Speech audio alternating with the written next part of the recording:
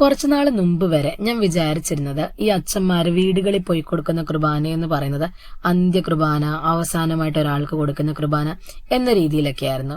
പക്ഷെ ഞങ്ങളുടെ കല്യാണത്തിന് ശേഷം അച്ഛൻ എന്നോട് പലവട്ടം പറഞ്ഞത് അങ്ങനല്ല, ഇത് പ്രായമായിരിക്കുന്നത്, പള്ളിയിൽ വന്ന് കുർബാന കൈക്കൊള്ളാൻ പ്രയാസമായിരിക്കുന്ന ആൾക്കാർക്ക് വീട്ടിൽ കൊണ്ടുപോയി കൊടുക്കുന്ന ഒരു ശുശ്രൂഷയാണ് എന്നോട് പറഞ്ഞായിരുന്നു. അത് അച്ഛൻ പറഞ്ഞു, എനിക്ക് മനസ്സിലായി എന്നല്ലാതെ ഇതിന്റെ ശരിക്കുള്ള അർത്ഥം, ഇത് വീട്ടിൽ പോയി കുർബാന കൊടുക്കേണ്ടതിന്റെ കാര്യം എന്താ, വീട്ടിലിരുന്ന് കുർബാന കൈക്കൊണ്ടാൽ എന്താ, ഇതിന്റെ ഒന്നും കാര്യമായിട്ടുള്ളൊരു അർത്ഥം എനിക്ക് മനസ്സിലായിരുന്നില്ല.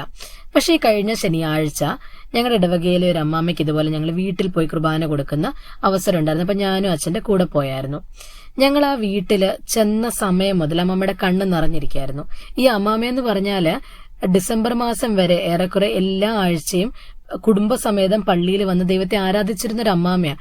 അതിനുശേഷം ഒരു ആക്സിഡന്റിനെ തുടർന്ന് ശാരീരികമായിട്ടുള്ള ബുദ്ധിമുട്ടുള്ളത് കൊണ്ട് പള്ളിയിൽ വന്ന് കുർബാന സ്വീകരിക്കാൻ സാധിക്കാത്തത് കൊണ്ടാണ് ഇങ്ങനെ നമ്മൾ വീട്ടിൽ പോയി കുർബാന കൊടുത്തത്.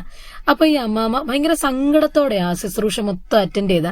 അപ്പൊ എനിക്കൊന്ന് എന്തോ പറ്റി. അമ്മാമ്മയോട് ചോദിച്ചപ്പോ അമ്മാമ്മയുടെ റിപ്ലൈ എന്ന് പറയുന്നത്, എനിക്ക് പള്ളിയിൽ വന്ന് കുർബാന കൈക്കൊള്ളാൻ സാധിക്കുന്നില്ലല്ലോ, എനിക്ക് എല്ലാവരുടെയും കൂടെ ഇരുന്ന് ആ ഒരു കുർബാനയുടെ ഫീല് എടുക്കാൻ സാധിക്കുന്നില്ല എന്നൊരു സങ്കടമായിരുന്നു അമ്മാമ്മയ്ക്ക്. അപ്പൊ ഞാൻ ഓർത്തു, നമ്മളിൽ എത്ര പേർക്കുണ്ട് ഒരു ഞായറാഴ്ച പള്ളിയിൽ പോകാൻ സാധിക്കാത്തതിലെ വിഷമം, നമ്മളിൽ എത്ര പേർക്കുണ്ട് ഒരു ഞായറാഴ്ച കുർബാന കൈക്കൊള്ളാൻ സാധിക്കാതെ പോകുന്നതിൽ വിഷമം. നമുക്കൊന്നും ഇതൊന്നും ഒരു കാര്യമല്ലാത്ത പോലെ ആയിരിക്കാം. ഇതെല്ലാം നമ്മൾ ഫോർ ഗ്രാൻറ്റഡ് ആയിട്ട് എടുത്തിരിക്കുക. നമ്മൾ ദൈവത്തെ പോലും ഫോർ ഗ്രാൻറ്റഡ് ആയിട്ട് എടുത്തിരിക്കുന്ന ഒരു അവസരമായി, ആ ഒരു അവസ്ഥയിലാണ് നമ്മളിപ്പോൾ എത്തിയിരിക്കുന്നതെന്ന് പറയുന്നത്. എന്തായാലും അമ്മാമ്മയെ ആശ്വസിപ്പിക്കാനായിട്ട് പറഞ്ഞതാണെങ്കിലും, അല്ലെങ്കിൽ ഞാൻ പൂർണ്ണമായിട്ട് വിശ്വസിക്കുന്ന ഒരു കാര്യമാണ് ഞാനിപ്പോൾ നിങ്ങളോട് പറയാനായിട്ട് പോകുന്നത്.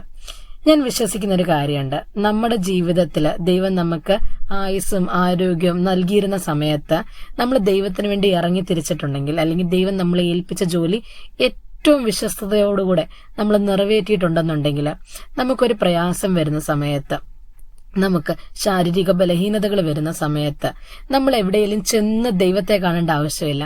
ദൈവം ഇങ്ങനെ ഇറങ്ങി വരും, നമ്മുടെ അടുത്ത് വന്നിരിക്കും.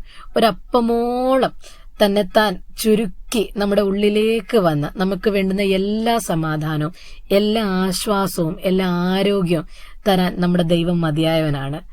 അമ്മാമ്മയുടെ വീട്ടിൽ അന്ന് ഞാൻ അനുഭവിച്ച ആ ദൈവിക പ്രസൻസ് അത് തന്നെയായിരുന്നു. ഒരു വീടിനുള്ളിൽ, ഒരു മുറിക്കുള്ളിൽ ഈ കുർബാനയുടെ സമയത്ത് ഞാൻ അനുഭവിച്ചായിരുന്നു.